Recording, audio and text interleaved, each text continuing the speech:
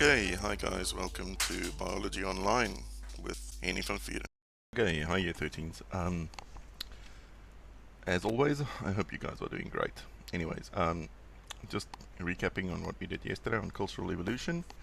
We looked at how our power grip and our precise grip in our hand, because of the styloid process, how this enabled us to do more fine dexterous work, and therefore we started to develop our brains more. And all of this led to more thinking and how to create things better. But we're talking in the millions of years, okay? So you need to remember that. Now we looked at the tools, and you have to remember that the older ones are the oldest, then the Acheuleans, then the Mousterians, and then the Paleolithic. And the way that I remember that the Mousterians are after the Acheuleans is because the Acheuleans, the Mousterian, it's getting smaller, okay, like a mouse. That's the only one I could come up with. If you guys have better ideas, please let me know. So older one, this was Homo habilis, and they basically had a big pebble with one side worked. Very crude, but it worked for close to 1,000,000 years, and it gave them an advantage to get to the bone marrow. Then we have the Acheulean, and this is Homo erectus, and potentially Homo ergaster. They worked on these. They are the typical teardrop shape. They worked on both sides, but still really big flecks. Then we get to the Mousterians, and look at like a little mouse eating away at the rock over there. And it's smaller chips, and the things are becoming more specialized, and this was done by the Neanderthals. Then when we get to Paleolithic, you can remember as people. Okay, so we have Homo sapiens coming onto the scene, and suddenly things become a lot more specialized and a lot more delicate and fine work. So we have the Upper Paleolithic, which is up to 10,000 years ago, and making blades, perforators. We still had hand axes. We're now using bone, and we're using wood and ivory and lots of other things. This was just a spear that was used for hunting. This is the oldest known spear in existence. And then we talked about the atlatl and showed you videos of that. So we get to big game hunting. Okay, or hunting. Now the ability to bring down a kill and not just scavenge after a predator brought down a kill was obviously a big deal. And if you are a tribe, just like in apes we call them troops, or in baboons we call them troops, and so forth. But if you're a tribe and you can bring down one of these big animals, it will be a very big find for you. So whether this is something as large as a woolly mammoth, or then as large as maybe a deer, it's going to feed a lot of people. And then you don't have to fight off the predators. So the technology then basically came into development, and we talked about spears, we talked about harpoons, and so forth. But the main thing is we had to work together to bring these things down. For a single person to simply chase down a big animal like this, it would have been almost impossible and very dangerous. So if you watch that Walking with Caveman thing, you would have seen that was one of the things that got Homo erectus put him so well on stead, because he would literally just jog after the prey and eventually just wear them out, because as we got more bipedal and our gluteus maximus became bigger, we could run for very long times. So according to that program, Homo erectus would stalk their prey for days, and eventually the prey is so tired that they just give up. And then they can get close enough to kill it with a spear or something like that. Okay, so it takes coordination and cunning, and also, obviously, talking. Okay, and it's here where we are starting to see that communication becomes more and more important. Yeah, they might have also used traps, like you can see over here. And then, when we get to Neanderthals, the Neanderthals buried their dead in a way that suggests that they practice a ritual burial. This means that they had thought and that they were thinking about these things. Why? I mean, you've not seen any animals have a funeral, have you? No, and this is that higher order thinking where we're getting more to getting in for your cerebrum, or your frontal cortex, all about thinking, abstract thought. And you can see some of the smaller tools that they're using. Remember, this is the Mousterian times, and then also they think that this might have been indication that Neanderthals already had music because it's a flute-like piece of bone with holes in it. That is correct. And then they found a grave where they had stone tools and flowers and so forth. So they definitely cared and then did a proper burial, which suggests a ritualized or a very good Neanderthal culture. Um, the position and orientation of the body are consistently aligned east-west with the legs curled up. That's really interesting. Yeah, and the flute-like thing. And look at this funny joke. What type of music would Neanderthals play? Rock music. Ah, Stone Age rock music. Anyways. Then we get to the Mesolithic cultures. Okay, Mesolithic is before we had any. Before we entered the Bronze Age. Okay, so this is the Middle Stone Age, where in the other video I had you guys watch where they went to that cave in southern Africa, where they found these microliths and they could embed them in wooden tools, and then in that way they could make like a sickle. They had bone fish hooks. We're talking about between 12 and 10,000 years ago. They were still foraging and hunting and fishing, but they used a lot of small microliths. And if you look at a lot of the old Maori tools and so forth, also resemble some of this, where they would use shark's teeth, put them in there, and so forth, which is really cool. So this again, obviously before we had any metal. Okay. Mesolithic. Then after the Mesolithic, we get to the Neolithic. So Paleolithic, Mesolithic, and Neolithic. And Neolithic is where we're getting to the New Stone Age. And we're talking about 10,000 years ago in the Middle East. They were starting to cultivate plants and domesticate animals. And the Neolithic culture is usually associated with the beginning of agriculture, pottery, and permanent settlement in the Old World. So permanent settlement. We're no longer nomads. We are now permanently settled, and we can grow stuff, and then we go out hunting and bring the prey back. And our hunting methods have become way more specialized. So they're still using microliths, but now they're using other things as well, like an antler pick, but it's all to do, if you look at this, the tools are not just now for scavenging and hunting and gathering, but it's also for processing the food, farming, blade shovels, and so forth. Okay, so it's a shift away from the hunter-gatherer economy to one which could provide a surplus food, meant greater population densities could be achieved and allowed for development of artisans. Okay, an artisan is a specialist object maker. Okay, use of fire. Use of fire actually had a huge impact on us, not only culturally, but also from an evolution point of view, even of our bones and our ability to grow a bigger brain. So the earliest evidence of Homo, the genus Homo using, or hominins using fire, was approximately 1.5 million years ago. So that means we associated it with Homo erectus. Homo erectus was the first to erect a fire. At first, fire may have been captured. So, in other words, oh my goodness, there's a bushfire. Let's go and grab some of that and keep it going. What could fire give them? So, number one, safety. Okay, if you have saber-toothed tigers walking around and you have a big fire, they will not come close to the fire. Okay, it also gives you light, and using the fire as a light source, now you can remain active for longer. Whereas previously, basically sundown, you can't see anything anymore.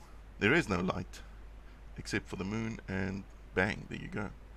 So that's very important. I mean, even when you these days when you want to go hunt animals, you actually make sure that you're not going when it's full moon.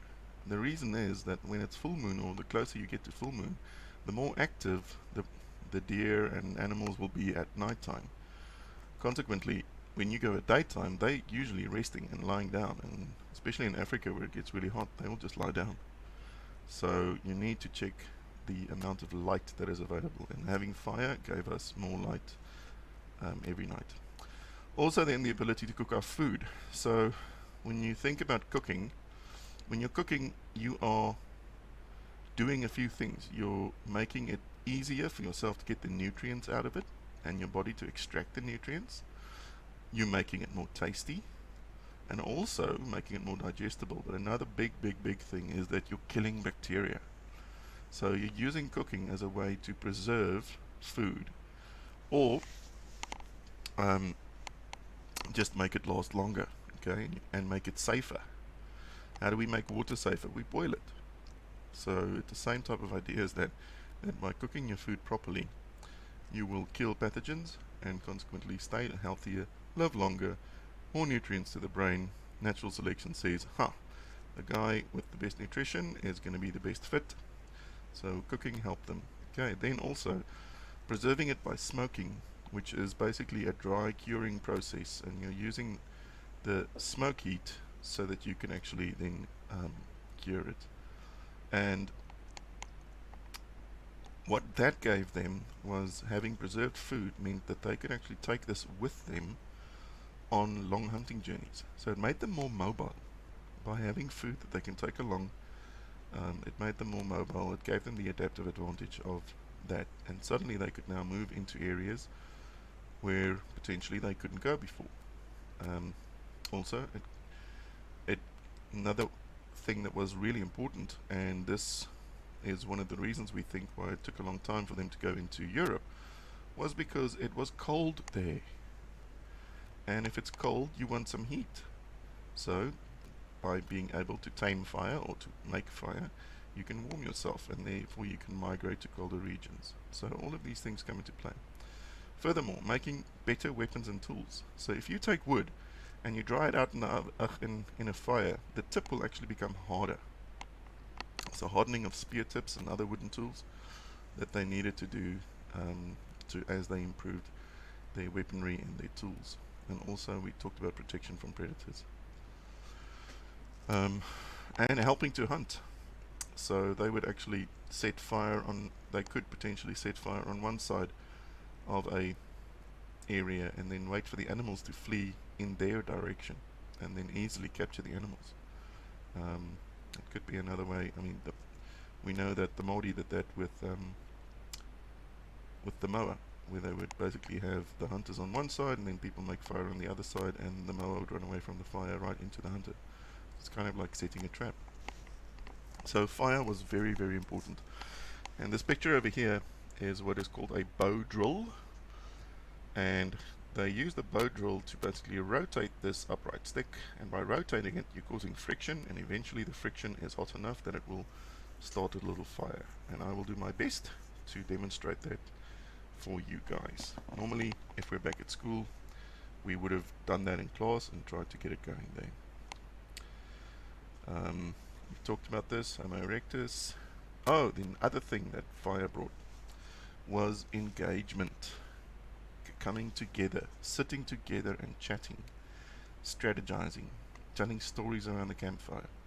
All of that is very well linked to the cultural and also then memories of the grandparents, if you can call it that. So telling of stories was their way to pass on knowledge and pass on more knowledge and more knowledge. So you're sitting around a fire at night, everybody is nice and warm, maybe just eaten something, and we're telling stories. And guess what? We still do that today. Alrighty. So here's just a funny skit about the Bronze Age, because we're now focusing more on Homo sapiens. So have a look at this.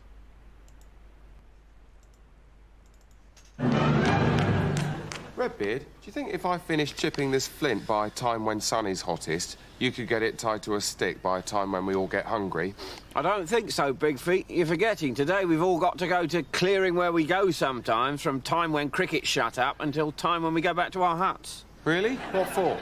It's Bronze Orientation Day. Oh, bugger. I'm so sick of hearing about bronze. Bronze, bronze, bronze, bronze.